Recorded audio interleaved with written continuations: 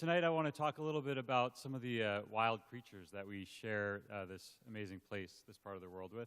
And I want to tell a story about the animal that made those tracks.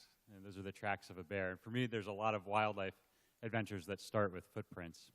And I want to ask you guys a question tonight to think about. When you look at a wild animal and see it looking back at you, what is it thinking about when it's staring at you, a human being? And this became really a burning question for me when I was following the tracks of a bear that I found while I was out on a trail run in the Snoqualmie Valley in eastern King County.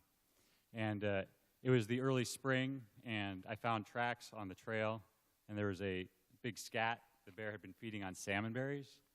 And so I stopped my run, and I started following its tracks into a salmonberry thicket and saw where it had just destroyed all these bushes eating salmonberries. And the tracks were quite fresh.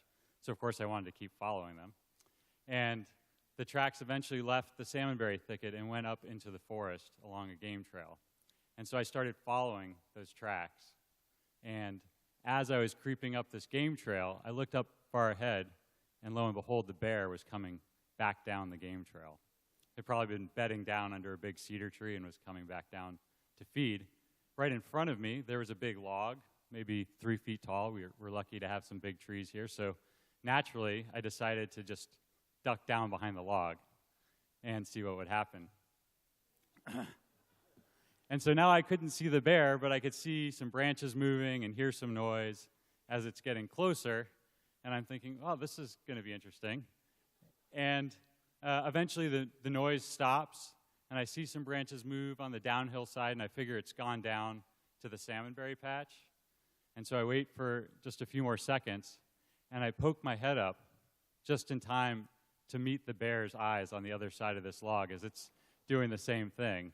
Of course, it had no idea I was there. But we had this brief, and it was just a fraction of a second, that our eyes locked before we both did somersaults backwards. And the bear took off into the woods, and I sat there just being like, whoa, that was pretty wild. I'm glad I still have a face. And I did backtrack it and found where it had been bedded under a cedar tree before I went back, finished my run, and went back home. And since that time, and before that as well, I've had the opportunity to stare into the eyes of many, many wild animals. But at that moment, I really wondered, like, wow, what was that experience for that bear? And every place that I've gone and had the, just amazing opportunity to observe wildlife, when they see me, when they see you, when they see us, they look at us, and there's this moment where they see us, and it's, what are they thinking? And I know what I'm thinking. Sometimes I'm like, wow, that's really cute. That's an amazing animal, or like, this is such a great opportunity, or I'm scared to death, whatever that case may be. But for them, I think, they're wondering what it is that we're going to do next. And it doesn't matter if it's a little mouse or it's a grizzly bear. They want to know what we're going to do next. And I realize that that is a burning question for animals all over this planet at this point, that their lives are in our hands. And in a small way, in this brief moment when we encounter them in the wild, they're wondering what we're going to do next. But in the bigger picture as well, they're wondering what's next for them, and that no matter how big and scary they are or how exciting it is for us to see them, this is a matter of life and death. It's not their playground, it's their home. It wasn't just a place to go for a run and get some exercise for that bear. It was its kitchen and its bedroom that I just kind of trampled into looking for an adventure.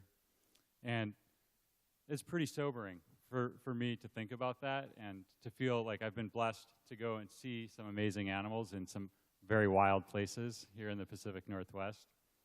So I just wanted to leave you with a few images here to think about that yourself and wonder, what are those animals thinking when they stare at you?